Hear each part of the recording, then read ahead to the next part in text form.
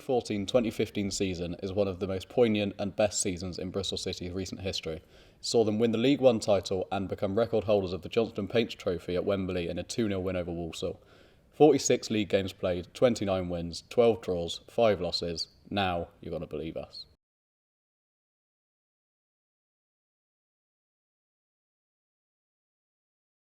League One champion!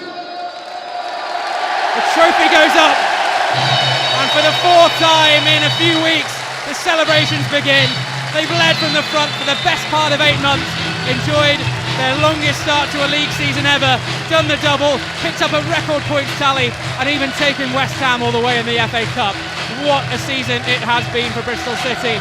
It's going to live long in the memory, this one. But where we are falling short is results, and unfortunately the league table doesn't lie. We're the third worst team in League One, and we're one of the better financed ones, and I don't believe that's a true reflection of where we should be. A city like Bristol deserves and needs a successful football club, doesn't it? Needs a Premier League club. Fantastic city. It is a fantastic city. It'll be nice if we can get some good West Country noise coming from those stands.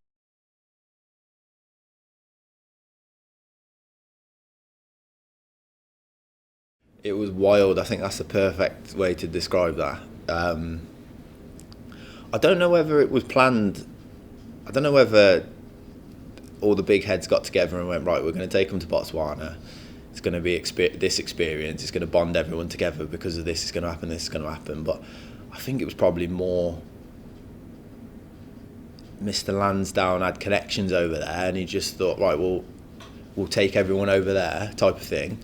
But what happened whilst we were there was perfect to start any season, which was I'd say, well, it must have been 99% of the people that went would have never experienced what nobody that in that squad would have had a holiday to Africa. Like, it just wouldn't have happened before. So completely different way of living out there.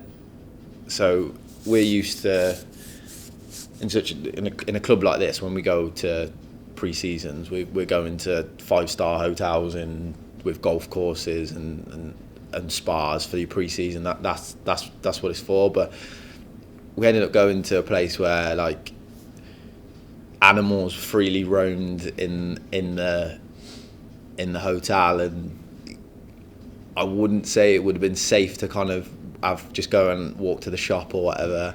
There's a room with Kory, obviously, and you'd open the window and, like, the monkeys would come in and, like, nick your food and then leave, which is just absolutely out of this world. Then the training, the football that we were doing, or the games we were playing, it was hostile. And this is like, this is a pre-season friendly. Like, both, I believe I'm guessing when their season would have started, but we went for a friendly to get fitness out of it. And it was like a war. Like, Carly Osborne was on the receiving end of it, where he ended up with some gash down his leg. I don't want to exaggerate. It was probably a 6-inch gash down his leg where someone put his stud down purposely. So he ended up in hospital, and then risk of infection for the rest of the trip, because you're in Botswana. You're not in Western world where you go to hospital, get it looked after. It was like, nah, Carly, you're gonna have to sit in your room now, make sure it doesn't get infected. It was just wild. And then we went through things together where we had to look after. We were safe, like, we weren't unsafe, but it felt like we were in a group of people in a foreign country where we had to look after each other, and that led us bond together, going through experiences we'd never done before. So whether it was planned that way or whether it was just a bit of a fluke, I don't know. But yeah, it did bring us all together, and it set us up for exactly what it was. That season the whole thing is just amazing. It's the perfect season, isn't it? Yeah. We won everything we could. Well, not obviously FA Cup and the League Cup, but realistically, we were just so good. And yeah, I mean, I can't remember a season while we were as good as that, and we were so much the best team in that league. It wasn't even close, really. But even as a fan, I still thought, oh my God, we need to beat so-and-so, we can't lose this. But realistically, we were miles better than anyone else. And I think if that team had been playing in the Championship that season, we would have been in the playoffs as well. Mr. Cottrell decided to sign me from watching me previous, and then we went through pre-season. And me personally, I'm at my best when I'm fit. If I'm not fit, I'm no good. So when I'm walking into a new team, I'm trying to prove myself. And obviously when you walk in straight from holiday, I don't know, I've been in IB for 2 weeks, I think. Walk in and then I'm not fit. So new manager signed me, he's put his neck on the line, spent a lot of money, and I'm not fit. And then I'm playing catch up. I think before the Sheffield United game, well, I know so because the manager pulled me and we had a conversation the week before, and he was basically like, don't know whether I'm going to play you here at this point.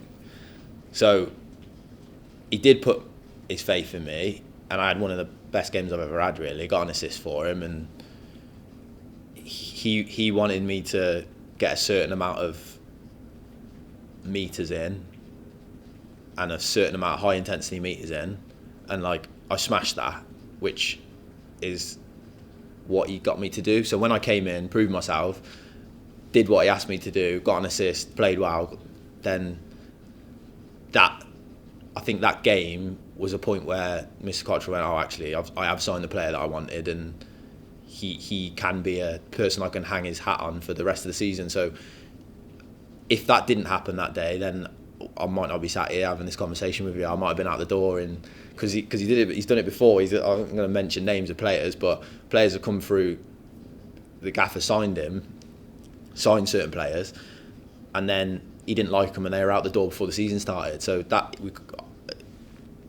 little things happen in football, whether it's luck or whether it's hard work or whatever it is. But I think if I didn't have as well of a game I did that game, and like I said, I might not be here having this conversation with you. I remember watching the Sheffield United game at home on Sky. I think we were early kick-off, and it was obviously a team full of kind of new players. Really, there was 6, 7, 8 new players starting. A new season, a lot of hope and expectation. I think after the run that we'd had under Cottrell towards the end of the season before, I think it was a really good indication of. It was a perfect game to see where we were at so early on in the season. It was obviously first game of the season. Sheffield United were pre-season favourites to win the league, and they built a good side themselves for the standard.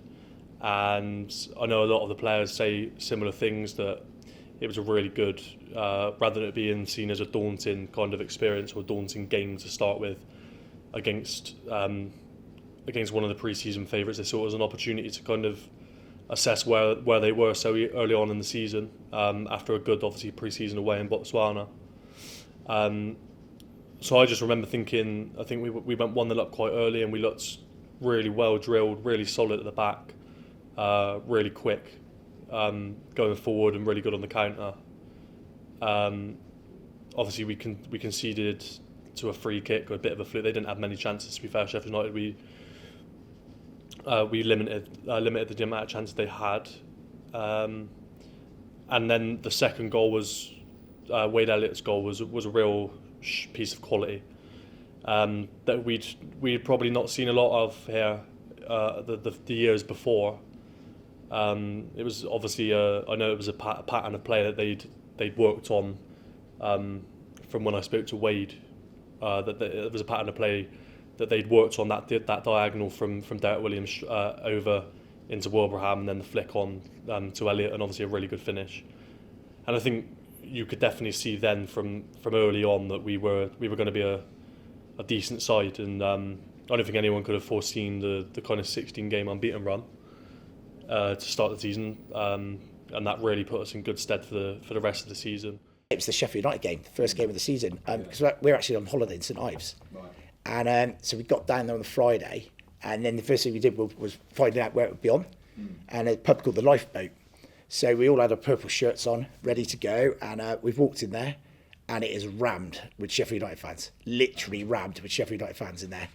And my eldest lad then, Joel, so he would have been 14 or so. He said, "There's a table at the back there, Dad." I went, "No, there's one right in the middle." And we sat right in the middle. And obviously when we went 1-0 up, we celebrated a bit. When they equalised, there was a table behind the family we got talking to, and the older lad, who was about 18, went absolutely crazy in our faces. And you can imagine when we got the winner with Wilbraham, we went mad. And this kid, he kicked the chair over at the table, and his parents going, "Oh, excuse him." And there was like 5 City fans in there, and we were going bananas. And there's probably about 80 Sheffield United fans. Yeah. So that for me was the abiding memory. Yeah. And what a great start to the season. Every season in every club, you sit down, you have a plan, and you should if you're taking it seriously. But you sit down and the manager sits for it and said, "Look, we're getting promoted this year." All of them say it. Everyone says it. And then what's going to happen is we're going to go to the league favourites on the first day, play them away. We're going to beat them. It's going to send out a message. Then we're going to go on this unbeaten run. Obviously, that's what was said, and that was the plan. And then whilst we're picking up results every week, and like you mentioned, like there was a never say die attitude straight away, where we're scoring late goals, and being unbeaten for that long. And then, like you say, there's a perfect example. You go away to Coventry and you've got a full wall at the Rico. Like you then think, "Oh, hold on a minute, like these things that the gaffer's saying is actually happening here," and you just get a belief about you to just stay on the course, and we'll go and achieve what we're going to achieve. So I won't be able to say this result, and this result. It was more to do with that early run-up was a bit of, right, we've been told this. You made it very straightforward. I knew exactly what I needed to do. I need to do this, and I need to run up and down, I need to do that. So I know that. So just keep doing that every week, and you're going to get everything that you want. And it happened. Like it came, you say, dream come true. It's the most cringiest thing I ever said, but it's what he said we were going to do, and it happened. Yeah, I mean, Coventry away is always a great away trip, to be fair, and we always take a lot to Coventry. Yeah, I mean, I look at the games probably slightly differently operationally. I wasn't working here full time during that season, but I was doing the away travel. So games like Coventry was logistically difficult due to the volume of supporters and all that we take. But I mean, yeah, I mean, I think that was probably one of the first games I thought we are actually going to get. We're going to do it this season, because I'm not the most optimistic supporter ever. I don't know about you, but I've been brought up with League Two. It's Division 2, but it's obviously League 1 now. Primarily the division we were in is where I've always seen us play. We've had so many samey seasons. And I think Coventry, I think that was when I thought, actually, we're going to go up this year.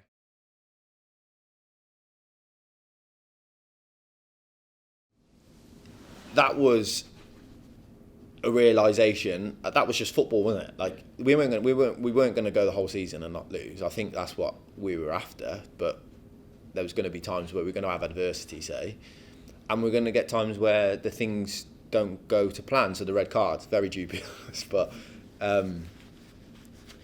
it was more of a shock to the system, where every week we turn up, we were getting results, and then all of a sudden that happens, and then we don't. And I think that's what happened at Preston. We just had the wind knocked out of our sails a little bit. But there wasn't a point where we were like, well, we're not going to not go on and achieve what we want to achieve. It was just a bit of a hiccup, really. But I don't remember us, or definitely not me, in terms of thinking that we were outplayed by either of those teams or anything like that. We just didn't get the result. So we're still playing well. We're still sticking to what we've been taught, which we know 16 games, we played majority of the team. So we know we've got what it takes to win the league, or promote it at least. Yeah, so the Swindon game wasn't too disheartening because of how well we played. The sending off was a bit of a scandal in itself, and something that still grates on fans and players now. It was never a sending off, and it was ridiculous. It was obviously something that was premeditated as well, which makes it that little bit more irritating. But the performance against Swindon was really good, really strong. It was our first test, really, apart from Sheffield United, our first real kind of top of the table clash, and obviously it was the derby as well, which adds that little bit of fuel to the fire. But in terms of the performance was more than good enough. And like you say, we nearly got a well-deserved point out of it. Unfortunately, they obviously scored late on, and then went on to celebrate like they won the Champions League after the game. And I think that, if anything, just fueled us more. I think their reaction, their fans, their players, their chairman. I think we probably looked at that and thought they've acted like they've won the league in November, and we went on to show them that how to win it properly and how to do it. And they ended up obviously falling off towards the end, and we got our revenge towards the end of the season for that. I think obviously the Preston game on the Tuesday night was probably a little bit more concerning, because obviously it's a back-to-back loss. You hope to bank straight back from the first defeat. So I think maybe we were a little bit more worried about that, especially as at the time Preston weren't as much of a bogey team for us as they are now. We kind of just expect to lose to them now, but then we probably weren't. We were probably expecting to bounce back and win that game. Obviously, Callum Robinson scored his first of about 1 million goals against us. But again, the performance wasn't too bad. It wasn't great, but we looked a little fatigued, a little tired. I think Steve changed the team up a little bit the game after that one. I think he kept the team pretty similar to the Swindon game for that one, and I think he could probably see we needed a bit of freshening up after that game. But it was obviously 2 tough games. 2 games that we knew were going to be difficult going into them. It was obviously disappointing to come out of them with nothing, but I don't think any City fan really can say that they were majorly concerned by it, because we still created more than enough, and on other days would have scored enough goals to beat Swindon and Preston, especially Swindon with 10 men. So I don't think it overly worried me at all, or anyone really. The fans that year, not that year, or the whole time I was here, to be quite honest, they were outrageous. You wouldn't notice that there's 3 stands at all. Like, it was unbelievable. We did notice, because like I said, there was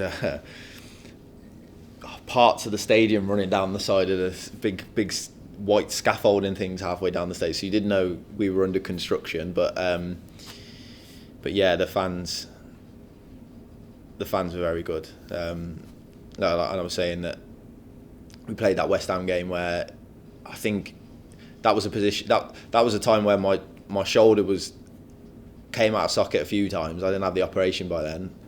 Some medical advances got me some sort of jumpsuit to put on to keep my shoulder in place, and then I had to put my t-shirt over my strip over the top of that, which made me look like Mr. Muscle Man whilst I was running around. But yeah, I got through that game. It was like you said, we held our own against them. We were I wouldn't say we outplayed them. I wouldn't say that we needed to win and go on, but we definitely held our own against a very good team, which was again promising for a League One team at the time, to be matching someone of West Ham's calibre.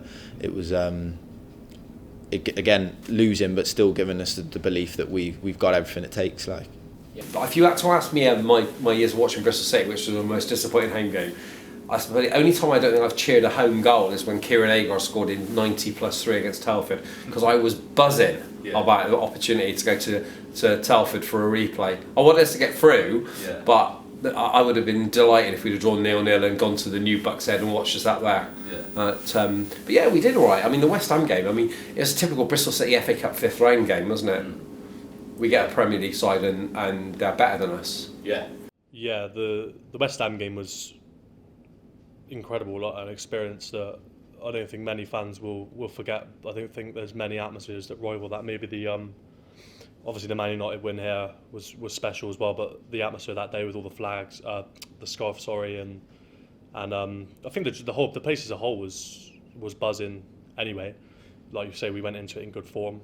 I think it was mad really that we only had 3 stands at the time. The amount of noise that was going around here, and there was a lot of positive. I remember Andy Cole actually having an interview before the game. I think he was working for BBC, and saying how impressed he was by the squad and the way we played and the manager, and we pushed West Ham right to the end of that game. They only nicked it at the end when they had to bring on a couple of their bigger players. They obviously had the likes of Andy Carroll and players like that in their prime playing for them. So And if anything, I think we had the better chances that day. I remember Matt Smith having a couple of good chances and Flint having a header clear off the line, I think. And in the end, it was a good individual goal, to be fair, that won it for them. But it was just another game, really, that proved how good we were. And I think we just went from strength to strength after that as well. I'm always grateful to Smithy for that scenario, because if his contributions didn't happen in the early rounds, particularly the semi-final, then I wouldn't have had my day in glory at the final. It's as simple as that. So he didn't get to play for I don't know whether he was eligible or whether he I'm not sure, but he couldn't play the final. Yeah, I think he had gone back to, I think it was Fulham or something. He went back. Okay, well, so his loan finished, and yeah, he pretty much absolutely destroyed Gillingham single-handedly when we went down there, which was incredible. But that might have been his best game he's ever played, Jesus. But yeah, very grateful for that. You, as a sports person, you say you're just in the zone, and he was definitely in the zone where he didn't have a bad touch. Everything he kicked went into the back of the net or set up a goal. It was unbelievable. If anyone's got that game to watch back, it's just incredible. So again, if we would have slipped up at Gillingham, then that might have been a different court. We might have had a shock to the system and not gone on we might not have achieved what we did in the league, let alone anything else. But yeah, he took us to Wembley, and then we did what we did. The Johnson Paint Trophy is an amazing competition, because it doesn't matter if you... I say it doesn't matter, you probably know what I mean. As a fan, it's all about getting to the final and the day out of Wembley. Having done it 5 times, we've won 3, lost 2. Yeah, it's all about a day out. You can come home from that fixture having lost to Stoke and we lost to Mansfield. Yeah, I was disappointed, but I got back on the bus and 20 minutes later I forgot the disappointment. The playoff finals are a total different animal, aren't they? Yeah. You're miserable all summer. But yeah, that was great. I mean, fair play to Warsaw as well. A lot of people don't realise they brought 29,000 fans to the game. That's a hell of a lot for Warsaw. That's sort of 5-6 times their home attendance. Whereas we took 43,000, which was brilliant. Yeah. But it was a great atmosphere, and it was that whole day was brilliant, wasn't it? Yeah, it was. Great to see Mark Little score as well. The reason why it was so good for me is I'd done it, like I said, I'd done it a year before, and the not nice part of sports is the first year I was nervous, didn't know what to expect, never been to the new Wembley, nerves kicking in, the pressure of carrying the whole of Peterborough down to the Wembley to do that. That's the rubbish side of it. That then I did my business, played well and whatever. Got an assist won a penalty in that year. So to go there again a year later, where the rest of the lads, not all of them, but majority of them were experiencing what I did, so that was their first time there. I could just relax. Like I was so relaxed. Like I was just having a weekend away. Like we was down to London, a beautiful hotel. Like Mr. Lansdowne spoilt us again. Whether that was Mr. Lansdowne or whether that was Mr. Cottrell completely dominating, say we need this, that and the other. But yeah, we went down there, had a beautiful time. Everyone come down there. Matt Smith was there, all the staff was down there. Wonderful weekend. Go and have a game in one of the best stadiums in the world, let alone the country. And go and play football against a team that we knew we could beat. It was like this absolute dream from the start before I even started playing. And I think that point of me being so relaxed, enjoying football, fit and healthy, I couldn't really get much better than that. So then the stage is set. I just did what I did. Man of the match scored. Yeah. It was all coming together. So it was a series of events, say, to get to there. It wasn't just me turning up that day and just having a good game. It was many other things that go into it, which will stick with me to it forever. Like I'm my family, all my family were there. My friends are there. You can't. Yeah, the old goalkeeping coach Colsey used to say, "You can't take that away from you, mate," and that is spot on. No one can take that day off me. They can take my medal off me and take me or everything else off me, but they can't take that day. It's mental. The noise. It was everywhere, and even sort of when we were arriving in the coach. Yeah. So as I said, I was a manager for Joel's age group at Mansfield, right. And we had a coach go through the club. Yeah. And we even had some gas heads on there, which I wasn't happy about, but we let them come. We had a great big flag at the back, yeah. And the atmosphere on the coach was just amazing. Because we had like a lot of the kids and from the club. We got up there. We had Club Wembley tickets, everyone, and we got pictures of like, all the lads that sat down with like their little picnics on the floor in Club Wembley, and they looks like they got pints drinking next to them. It's just where we put them down, and then went out to the seat, and we got out there just as with the boys, just as the City players were coming out. Yeah. So we were like screaming down, and they were waving up to us, and there was no one else around us, which was just they'd never forget that. Really strange atmosphere actually that day, because I don't think as a fan you could ever, especially as a City fan, being a lower league club, to be able to go to Wembley so confident. Like, I don't think there was any doubt in anyone's mind that we wouldn't win that game comfortably, and we did in the end. And Warsaw, to be fair, that year were a decent side. Under Dean Smith, I think, and Dean Holden as well was there. They were a good side, well drilled, quite decent going forward, scored a lot of goals, and I think we drew 3-3 with them at their place earlier in the season, so we knew that they had quality, but there was never ever a doubt in my mind or anyone that I've spoke to that we wouldn't win that game, because we were so good, so confident, scoring goals, not conceding goals. So it was just a really comfortable day, really, and we had chances early on. We obviously scored quite early as well, which even more gave us more confidence we'd win it. Obviously, the atmosphere was really good. 40,000 fans there for a Johnson's Paint Trophy final was incredible at Wembley, really. And like you say, not many clubs would be able to say that they do that for that competition.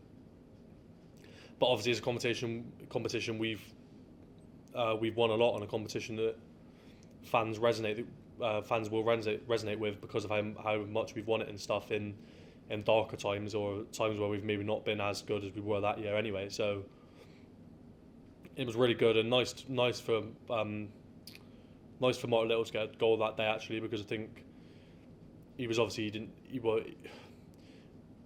he's a lot like the new modern fullback, if you like, nowadays, the likes of Trent Alexander-Arnold. He was a lot like that even back then, maybe without the goals, but he got a lot of assists that year. But it was nice for him to get a goal, because I think Joe Bryan on the other side got quite a few that year. Mark maybe not as much, but he deserved that for his contribution throughout the season was incredible. So yeah, that was a nice moment, and when he had the City wigs on and stuff like that, and the celebrations after the game were really good. It was just a really good atmosphere, really relaxed atmosphere then, and then it was kind of, as soon as that was done, it was no real celebration after that. It was just get your head down and get the job done in terms of the league then. So I think that speaks volumes about the mentality of that team and culture as well. I remember, and obviously we were walking back down Wembley Way after the game. I think there's a photo of me and my dad's shoulders outside Wembley, and it was like, well, that's one down, now we all kick on and win the second. And was that the mentality within the camp as well? Yeah. We enjoyed it on the pitch, enjoyed the celebrations, enjoyed it in the dressing room. And the manager had his speech, which has to be my theory on what the gaffer was thinking, which is like, they've earned this, so they need to go and enjoy it. But hold on, we've got a job to do, like a more important job to do further on. So he's not stiff as a board in terms of, right, get yourself home, rehydrate, have your protein shakes, I need you in the pool in the morning and all that. It weren't so much of that, it was more of, I think the gaffer just went, right, I'm going to look the other way for a day, for 24 hours, and then the next day I need you here focused to go on, which is exactly how I would have handled it. So we definitely enjoyed ourselves down in London that day. Once you've tasted that, you don't want to be the team that was, right, we were top of the league, we've won the Johnson Pace, and then all of a sudden fell off a cliff because we had a good time out in London all day. But that was we turned up the next morning and every single person was tuned in to winning the league, and that's probably the difference between extremely successful teams and just teams that win a trophy now and again. Yeah. So we were back on it. And I'm pretty sure we went on and had another good period of unbeaten runs where, again, it must be, well, I know it is because I've played against teams that I'm playing at the moment, and we're playing, for us, for example, at Penny Bont, and we're on top of the league's TNS, who don't lose. So anyone's mentality of playing top of the league who just don't lose and they've just won a cup and they've just slapped this person 3-0. You've already defeated before you've even got on the pitch, and that's what the atmosphere we created by everyone in League One would have seen that day for us and lifting the trophy, and it would have already instilled in people like this is going to be a tough day for us, and 9 times out of 10 it was for teams. Swindon brought a few thousand down as well. It was a really, really good game. I think Swindon actually started probably the better side. I remember Fielding making a really good save at 0-0, and they were looking really good. I mean, Swindon had a really good side that year and should have went up with us, really. But the first goal, if anything, kind of sums that team up really well. The pressing from the front, and then the quality when we got the ball. The pass from Freeman and the finish from Agard, and the place erupted. That was an incredible moment. And then obviously Brian's goal was ridiculous. The one in the second half, and then I think the third goal coming straight after was that was a nice moment. There's that video of Cottrell celebrating that goal was one that sticks in my head. And like you say, I think it was probably at that moment that I'd probably go as far as to say that we probably thought it was done at that point in terms of promotion. I know we probably were only a couple of points off anyway, but I think that was probably the game everyone was looking at and thinking that might be where we end up slipping up in kind of typical City style. So to win that in such resounding fashion was really good. And like you say, the Flint interview was brilliant after a proper Aidan Flint moment, and then that came to like probably the best song that we've ever had there. Flint said no, no, no. So of course Swindon's hand. You won't stay in time. Flint said no, no, no. Flint said no, no, no. And the away day at Preston after, when that was just sung for 90 minutes straight, and yeah, it was another atmosphere that is up there in my time supporting City. Definitely that Swindon game was special.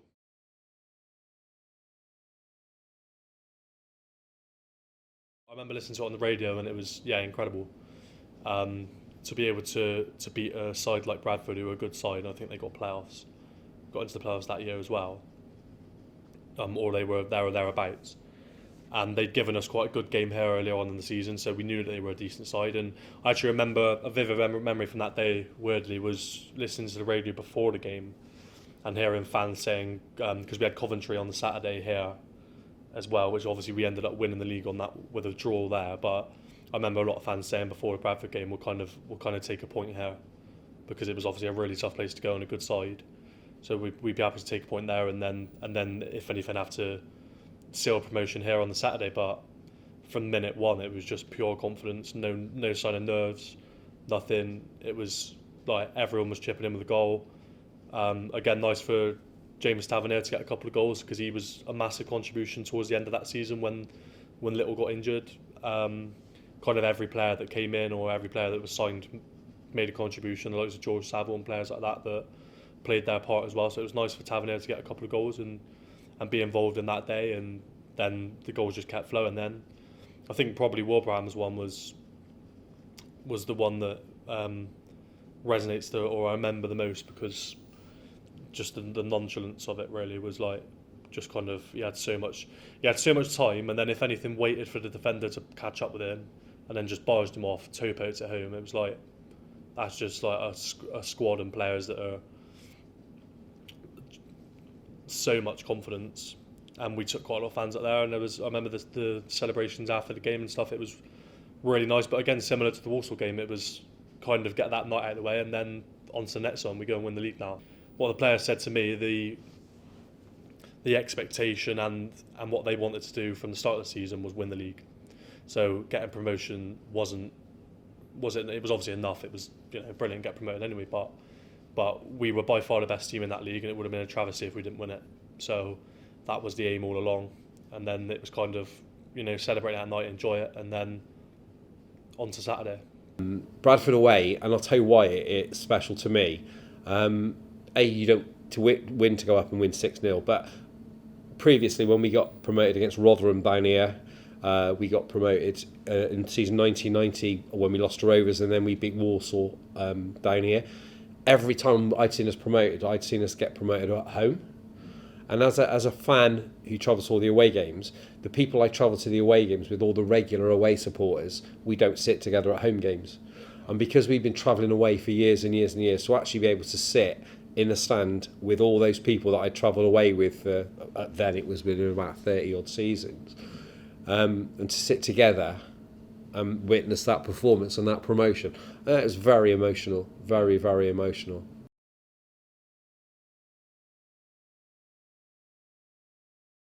Yeah, if the fans had anything to complain about, it might have been, no, we actually wanted a more entertaining game to win the league on. But no, who cares? Absolutely cares. It doesn't matter whether we had the draw at the start of the season and we had the win at the end of the season. It doesn't matter, does it? We got the points on the board and clinched the win like that.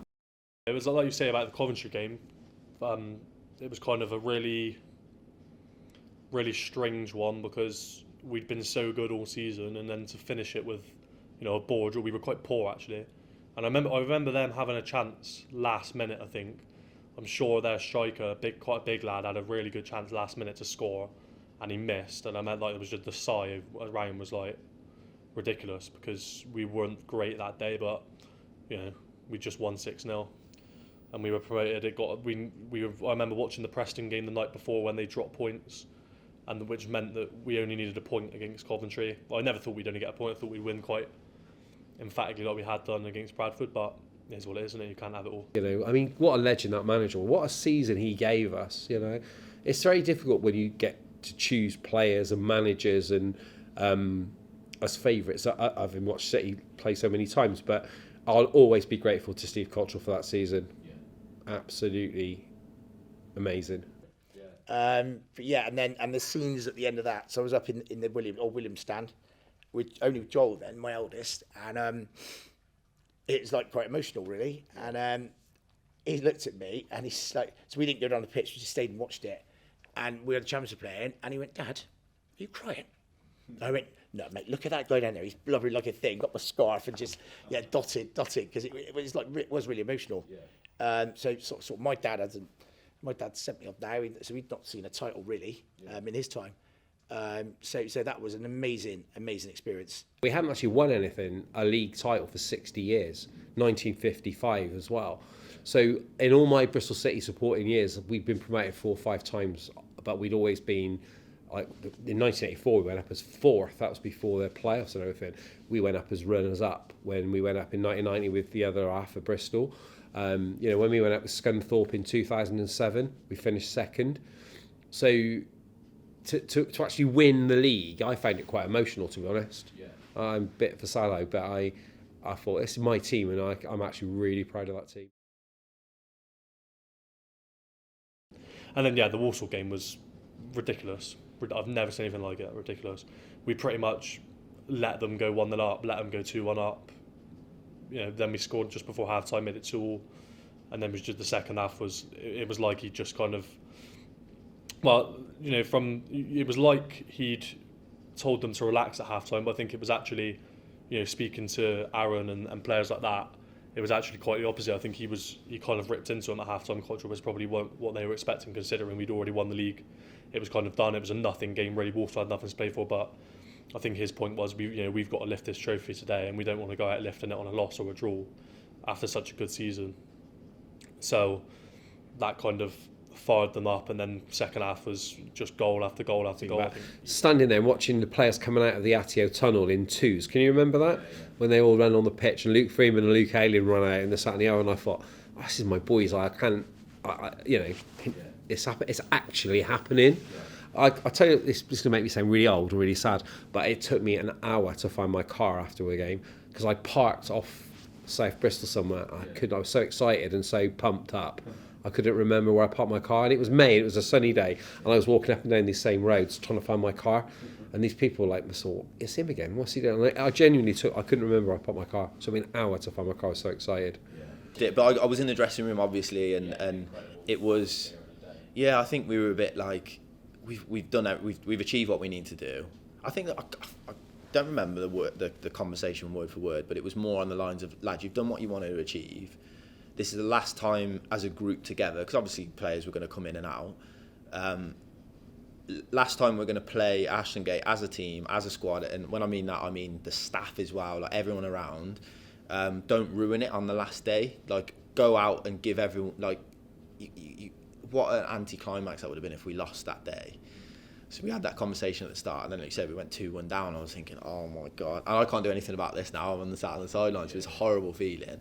But then, Jesus, like, scored 8 or whatever. eight chances in a row or whatever it was. But, yeah, it was a whole season unbelievable, wasn't it? We've waited 60 years for this, and now, finally, I'm glad to say that What a Bristol special City moment. are the Sky Bet League One champions! The trophy goes up.